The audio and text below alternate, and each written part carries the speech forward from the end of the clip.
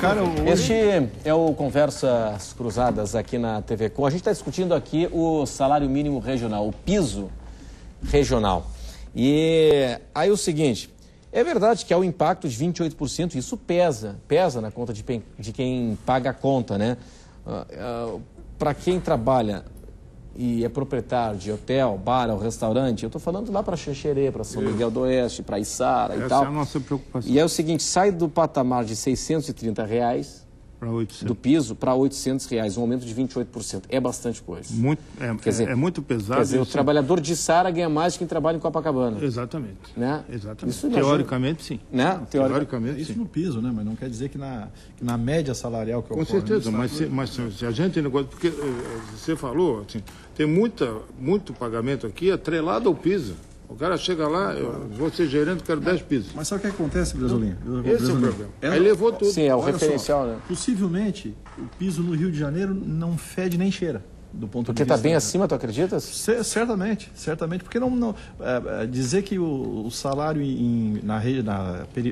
nas cidades próximas de Criciúma vai ser mais alto que no Rio não tem sentido. Mas vai não ser. Tem sentido. Não tem. No barzinho lá, aquele lá de dentro, lá do interiorzinho, lá não é o Copacabana, não é? Piso, que é uma coisa formal. Na prática, ninguém paga piso no Rio de Janeiro. Tu não consegue contratar por esse piso que tu falou no início do debate. Não aparece ninguém? Com certeza. Não consegue. Mas olha só, aqui no Paraná, agora fechado o acordo, a convenção agora em novembro, 698. Tudo bem, mas provavelmente eles não contratam ninguém pelo piso. Aqui em Santa Catarina, não. Aqui em Santa Catarina, a gente constatou o seguinte, que na verdade, aqui até aproveito para trazer mais um tema polêmico aqui para a discussão. Nós fizemos uma estimativa no começo da campanha, o Diese fez lá uma estimativa com alguns critérios metodológicos e tal, de que a abrangência do piso poderia chegar a 500 mil trabalhadores.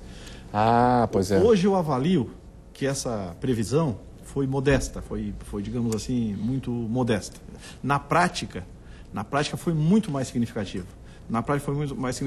Obviamente, os dados patronais são muito diferentes. O pessoal fala em 50 mil. Se você olhar o que ajuda a puxar para cima, com certeza... É muito mais.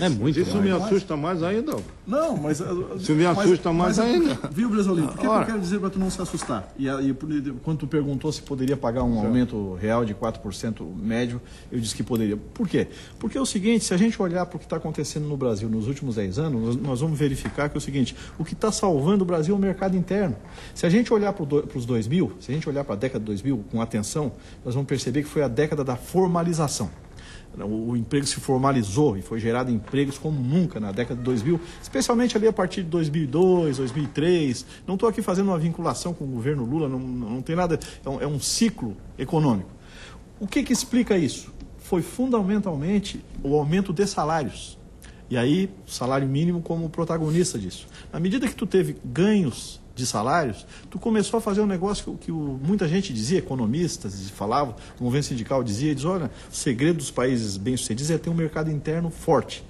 E aí o Brasil começou a melhorar o seu mercado interno, muito modestamente. O Igor lembrou aqui, está sendo gerado empregos, mas a renda média, infelizmente, não tem crescido significativamente. Sim. Mesmo em Santa Catarina, os dados da RAIS, é que a média salarial aqui em Santa Catarina, da RAIS 2010, é R$ 1.400, mesmo considerando os salários dos trabalhadores do setor público, né, formais do setor público.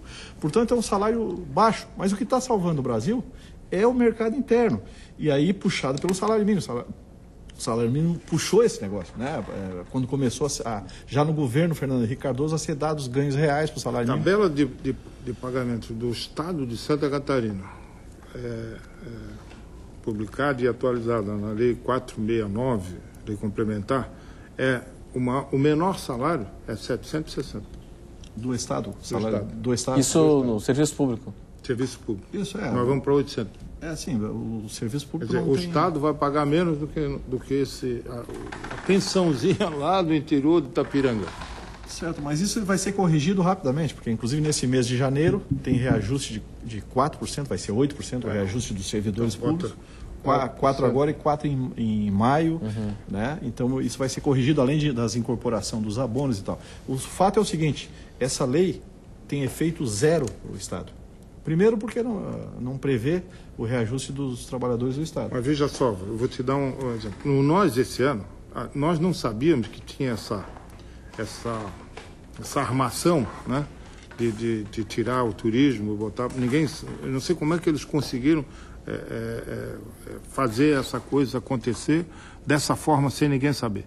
Mas nós tivemos dificuldades em todos os nossos sindicatos, porque os sindicatos laborais sabiam que estava tramitando, tinha essa coisa lá de braço em braço, debaixo do braço, o projeto está aqui e tal, deve ter circulado de alguma forma, muito escondida, porque eles sabiam, porque eles tinham negociado com o deputado. Então nós não tivemos... Faz parte do processo de negociação, né? É normal, né? Mas sem ouvir o outro lado... Não, eu estou dizendo o seguinte, essa atitude deles, né, que se refere à negociação coletiva. Nós não negociamos. Ficamos sem...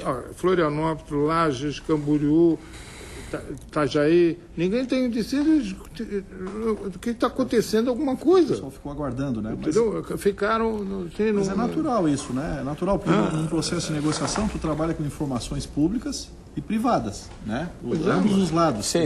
Apenas, Álvaro, o que não é natural é esse assunto, relações de trabalho, ser tratado na Assembleia, né? Pois é. É um assunto estranho aquilo lá, demagogia, né? Que é demagogia, que o poder público, no caso o parlamento, né, que é um braço da democracia, não tem que se meter nessas questões. Isso é o mercado que define salário. Porque ele não vive essa situação, efetivamente. É claro que vive o deputado ele lobby, sabe, né? Ele conhece, eleitoral. mas não está vivendo. Por isso é que nós sempre preservamos a negociação entre os trabalhadores e os empregadores. E essa sim é a negociação legítima. Um terceiro ente aí, que é o ente público, ele sofre pressões, lobbies, né? E às vezes muito diferentes daquilo que acaba sendo o dia a dia do trabalhador e do empregador. Então realmente lá acontece, Brizolim, essas coisas aí que nós temos que saber depois quem é que trabalhou, quem é que fez, né? Porque o sindicato... Jorge Teixeira, um ex-garçom, enfrentou as forças ocultas. Não, eu teria que mudar essa. Jorge Teixeira, ex-garçom, trabalhou ocultamente, porque não pode ser, né? Nós não sabíamos, só ele. Porque ele é médico, né? Pois é, eu fui olhar na biografia dele, na Assembleia, lá não aparece garçom, mas eles botaram aqui, o sindicato laboral botou, um ex-garçom. O que nós temos tratado dessa forma, uma categoria, o turismo é tratado dessa forma, que a Assembleia aprova uma lei sem discutir com a gente. Primeira coisa que a gente tem que colocar também é que não foi só essa. Muitas leis se aprovam entre Natal e Ano Novo na política brasileira. No chamado apagar das luzes. Então isso aí não já existe isso. Mas de Brasília, muita coisa. O mais preocupante, o governador não sancionou essa lei. Quem o fez, quem promulgou foi o presidente da Assembleia. Mais uma coisa estranha. Na questão por exemplo, a lei do piso, né? Salarial aí do piso estadual, ela não abrange os servidores, os funcionários públicos. Não abrange. Mas existe uma luta nossa para obedecer a convenção da OIT, para que eles tenham negociações e que seja julgado dissídio se acaso não chegar em negociações também. Mas até agora não tem, né? Agora, tem uma coisa, não se pode também, claro, na nossa colocação, é o seguinte, que a negociação é entre patrões e empregados. Isso não tem nem dúvida. O pensamento nosso no futuro também é que nós façamos isso. Mas e a Assembleia? É que nós façamos isso. No setor do turismo é diferente. Não, mas daí tem que mudar a lei. Tem que mudar a lei. Mas é que tem um aspecto importante que acho que é bom a gente considerar, que é o seguinte, eu acho que, de fato, a negociação tem que se dar basicamente entre os dois principais atores. Agora, para o caso dos pisos, é diferente. É só ver, por exemplo, o salário mínimo. O salário mínimo é o único salário regulado no país que não está sujeito à livre negociação, é o salário mínimo, né? É o único salário que é definido por lei. A mesma ideia vale para os pisos. Os pisos, eles só existem em Santa Catarina e nos 4 demais estados onde ele vigora, porque existe uma lei federal que possibilita a existência de piso, desde que seja regulamentado por lei estadual e tal. Então, eu diria o seguinte, quando se trata de salários ao nível da sobrevivência, aí eu acho que o Estado tem que interferir, e aí como um ente do Estado, a Assembleia Legislativa, eu não vejo nenhuma coisa estranha nisso, porque nós estamos Nós estamos lidando com salários ao nível da sobrevivência. Eu não defendo que em todos os países a livre negociação chegue até o salário mínimo. Eu acho que não. Acho que o salário mínimo tem que proteger os mais fracos. A gente não está falando de quem ganha 15, 30 mil reais por mês. Né? Exatamente. Porque o mesmo trabalhador que ganha 2 mil, né? Porque daí ele tem condições, em princípio, de negociar suas condições de trabalho. Mas nós estamos falando, por exemplo, de um salário que é R$700, passou agora para... Mas, Álvaro, é importante, acho que, colocar nesse momento, Álvaro, a sua colocação, ela está correta, né? Mas, assim, não é uma lei que resolve essa questão. Porque se assim fosse, então, até o salário mínimo proposto pelo DIEESE deveria ser 2, 3 mil reais. 2.300. Então não é uma questão de lei, e sim uma questão da economia. Né?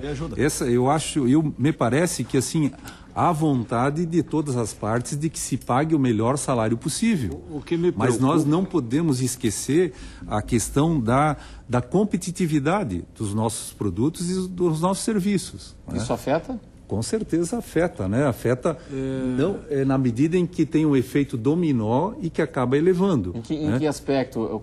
Quando se utiliza uma faixa salarial de 764 ou 800 reais, e aí a categoria pede, eu quero 2 pisos, 3 pisos, é isso, com série de referência? O que nós temos que levar em consideração nesse momento é que nós estamos falando de uma coisa que se repete a cada ano, que vai se repetir a cada ano. Então, nós não podemos só olhar o hoje. Né? No ano que vem tem de novo. Né? E aí, tem que ter exatamente para compensar a inflação. Isso eu queria destacar. Isso está no indexador do salário mínimo. Cresceu. Isso é um negócio importante. Desculpa interromper a tua fala, mas só para lembrar isso. Na verdade, nós conseguimos um ganho real agora. Isso é importante.